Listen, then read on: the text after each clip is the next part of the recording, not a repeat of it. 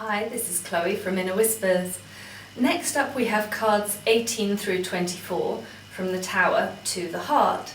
So let's make a start straight away on the Tower. Here are some images from the Wings of Change Lenormand and the Kindergarten Lenormand, as well as the Celtic Lenormand. And the question, who builds towers and what purposes do towers serve? So if we think about who builds towers, well, we get towers, for example, at the top of hills as a lookout point, as a safety or defence feature. And we also get towers within towns in big buildings. So it's normally something that is required where you have a big structure for some reason. So it's institutional. For example, watchtowers were built perhaps by the lord of a particular tribe, or these days it would be the army that builds them. They can also, you get towers in big buildings like hospitals, perhaps less so in banks, but if you think about high-rises, then this would be big corporations. All of these are the kinds of institutions that would build towers. And what purposes do towers serve? Well, getting that overview gives you perspective, and it also acts to proclaim strength, prominence. If you think about government building towers, or legal institutions tend to be towers, people are put in prison in towers, so there's quite a domineering aspect to it in that sense. However, we do also get the towers of academia. Once again, it is a kind of institutional setting, but here it is to get perspective at an intellectual level rather than from a position of force, though you could also say that there is a great deal of power in education. So all of these are the kinds of things that we would associate with towers. And if you think about who a tower card might be, well, it might be people in the upper echelons of power, the people who get to live in the penthouse or who have their office on the top floor with views out over everyone else, that kind of thing. But we have to remember also that it can be quite lonely up at the top. So that aloofness can also be loneliness, and that is also within the keywords for this card. Looking at those keywords in more detail, we do have authority, hierarchy, institution, arrogance and overview, security and protection, structure, officialdom more generally, and at a personal level, that idea of the ego or wanting status. If we think about a person, as I say, it's associated with an egotistical boss, someone egocentric, dominated, opinionated, but also a leader. And it can represent spiritual authority or spiritual isolation. In terms of health, we have the spine, intervertebral discs, or hidden illnesses. The next card is the garden or park, called the meadow in the Celtic Lenormand deck. And the questions we have here: who can use a park and a garden? In the 1700s and 1800s, who made and used parks? So, who can use a park? Well, normally, or very often, parks are open to the public, and that has very much become the main meaning of the card, that it's to do with things that are public. If we think back to the 17 and 1800s, parks were often built by royalty, nobility, and they might be somewhere where the court would come to mingle and enjoy the lovely weather and so forth. So there was very much a social display aspect to them. If you think about, for example, Jane Austen books, then people go for a drive in the park as a way of meeting their beau, but also of seeing and being seen. It's once again this very social side. Interestingly, in slightly older interpretations, it was this card associated with closed-in groups, with things that you needed to be a member of, with clubs and so forth, which once again had that public aspect, but sometimes a park is a private park, or it could be more like a garden, which is a private space. There's still that social side to it, but it's an enclosed public space, so to speak. So it's for larger groups, but it's not open to everyone. So those are both different variations that we can have with this card. In terms of people, we're looking at the social face that somebody presents, their persona, and putting on a good face. It's someone who's perhaps a public figure. So let's look at the keywords in a bit more detail. We have that idea of a community or a group that can be open or perhaps a little bit more closed. Public, audience and gathering. Hospitality, obviously if we're having a gathering then we need to be hospitable about it. And so this card is also used for events and occasions more generally, socialising, networking, meeting people. In terms of a person, it could be a crowd, an audience, a group, or as I said, the public personality or persona of someone, a public figure. And spiritually, we're talking about our spiritual community.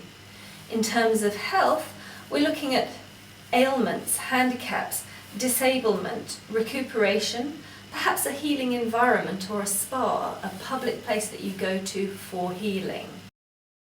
Moving on to the mountain. And the questions we have here. What does it mean to have a mountain in your path? In what ways can mountains be approached? So if you have a mountain in your path, then that's obviously a pretty big obstacle. And it may not be possible to get over it at all. Sometimes mountain passes are blocked by rock falls or by snow, just bad weather in general, fog so that you can't see. Even today with our cars and so forth, there are mountain passes that get blocked and you're just stuck entirely. Sometimes though it does mean that you can get over, but it's going to be quite an effort. And these are all things that are associated with the mountain card, which is an obstacle, a block. It can also, in terms of form, just be a lump of rock, or the idea of earth in general. I recently thought of it in terms of an eclipse, a blood moon, where the earth, rock, gets in between the sun and the moon.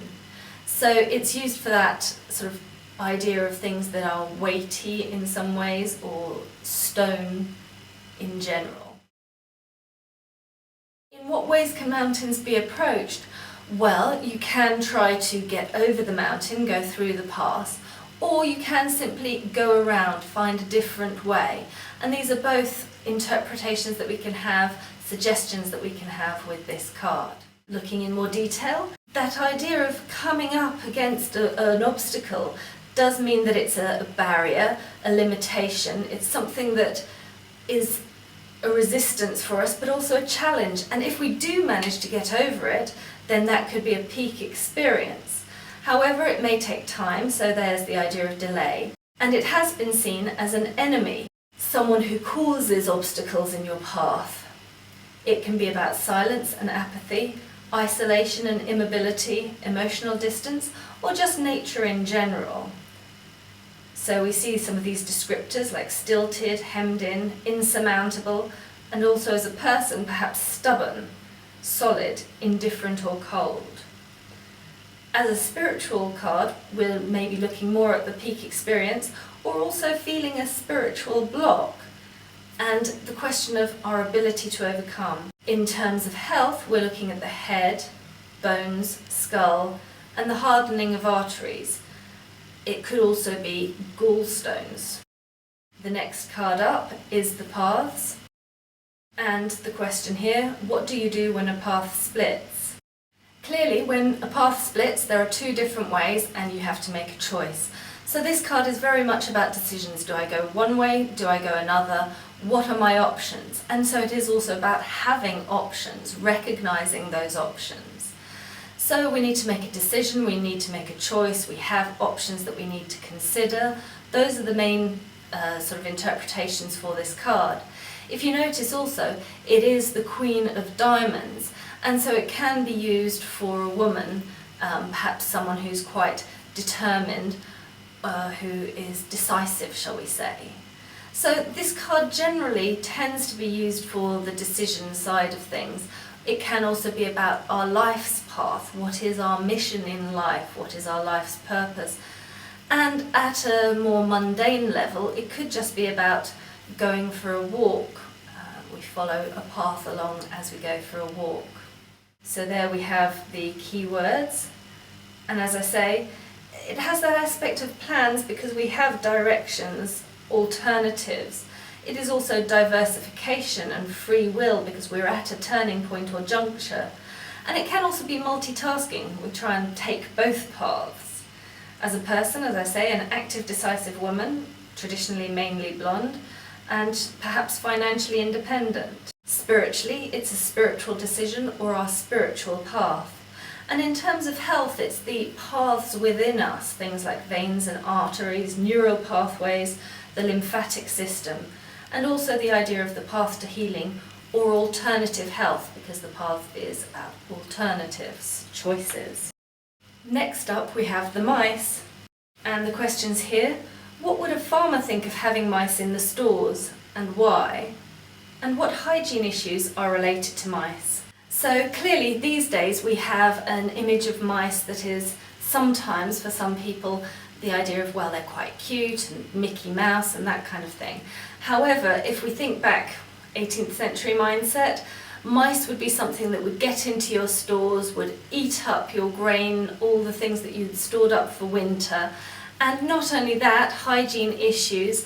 Mice pooping and mice urine, for example, has caused problems even quite recently in London in the Thames. So they are a source of pollution, a danger in that sense, that they taint the things that they touch and the areas that they are in. So mice are seen as thieves. They'll eat your grain away. They also nibble away at things, and this is one of the cards that is sometimes used directionally. One side is where the mice eat and the other side is where the mice poop and taint things. As I say, loss, theft, but also perhaps more positively sometimes reduction. Pollution, invisible. We don't necessarily see the mice even when they're doing things because they come out at night. It can be expenses, things that eat away at us, decay and destruction, erosion, the idea of pest, nuisance and vermin. And as I say, stealing, tainting, undermining is a word that I like a lot for this. Also, if you undermine yourself, if you eat away at yourself, that's because you're self-critical and it can be a little depressive. And spiritually, it's spiritually undermining or spiritual decay or an energy vampire. For health, we have stomach, digestive tract, excretion, urination, or having your body reduced, for example with liposuction. Last card in this series is the heart. And the questions: what aspects of life does the heart generally symbolise? And which positive emotions and expressions are related to the heart? So the heart is often used to symbolise romantic love, love more generally, and the positive emotions that we might have, we're thinking about expressions like having your heart on your sleeve or being warm-hearted. So it's all about positive emotions really: tenderness, caring, loving, generosity, all those sorts of things, very positive.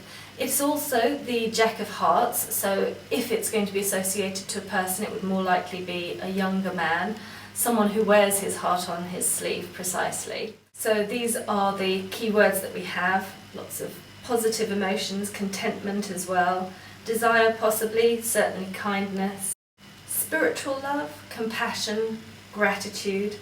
And in terms of health, we have the actual heart, but also the things that often go around with it: blood and circulation, and finally the healing power of love. So those are the cards from the Tower to the Heart. I hope that you found those helpful and come back for the next video.